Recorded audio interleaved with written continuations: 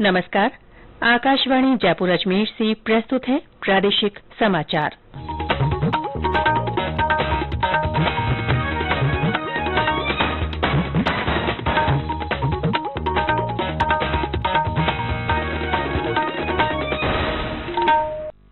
समाचारों के साथ मैं रितिका गुप्ता।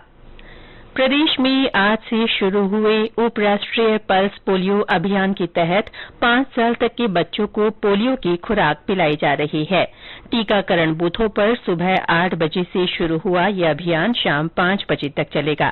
चिकित्सा और स्वास्थ्य विभाग की ओर से इसके लिए व्यापक इंतजाम किए गए हैं और पिछले कुछ दिनों से लगातार जागरूकता गतिविधियां आयोजित की जा रही हैं। आज पोलियो खुराक से वंचित रहने वाले बच्चों को कल और परसों घर घर जाकर स्वास्थ्य कार्यकर्ता ये दवा पिलाएंगे। राज्य के टीकाकरण परियोजना निदेशक डॉ रघुराज सिंह ने बताया कि बच्चों को सुरक्षित रखने के लिए पोलियो की खुराक जरूरी है।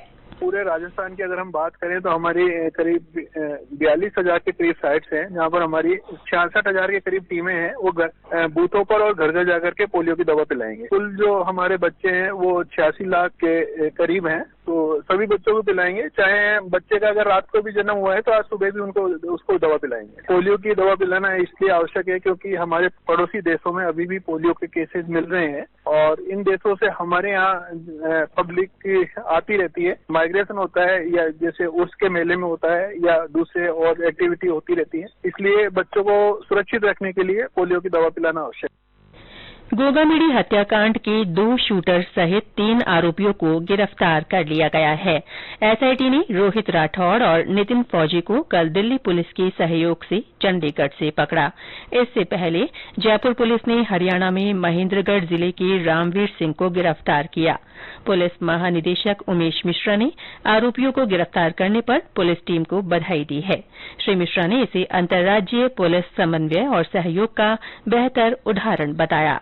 डीजीपी ने सहयोग के लिए दिल्ली और हरियाणा पुलिस को धन्यवाद दिया है। गौरतलब है कि 5 दिसंबर को 2 शूटरों ने जयपुर की श्यामनगर स्थित आवास पर अंधाधुंध गोलीबारी कर राष्ट्रीय करणी सेना के अध्यक्ष सुखदेव सिंह गोगामेडी की हत्या कर दी थी। इधर Jaipur police commissioner Biju George Joseph आज दोपहर में प्रेस वार्ता कर इस कांड से जुड़े अपडेट साझा करेंगे। प्रदेश में नई सरकार के गठन के लिए बनाए गए पर्यवेक्षकों के आज जयपुर पहुंचने की संभावना है। इसके बाद ही भाजपा विधायक दल की बैठक होगी। भाजपा ने रक्षा मंत्री राजनाथ सिंह, राज्यसभा सांसद सरोज पांडे और राष्ट्रीय महासचिव विनोद तावड़े को पर्यवेक्षक बनाया है। पर्यवेक्षकों की विधायकों से चर्चा करने के बाद ही मुख्यमंत्री के नाम पर मुहर लगने के आसार हैं। आज अंतर्राष्ट्रीय मानवाधिकार दिवस है। मौलिक अधिकारों, स्वतंत्रता और समानता को बढ़ावा देने के लिए पूरी दुनिया में ये दिन मनाया जाता है।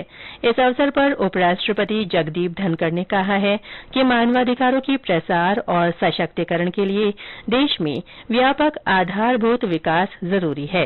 नई दिल्ली की भारत मंडपम में आयोजित कार्यक्रम में श्री धनखड़ ने कहा कि कानून सर्वोपरि है और सबके लिए समान है, इसी से सभी तक न्याय की पहुंच होती है।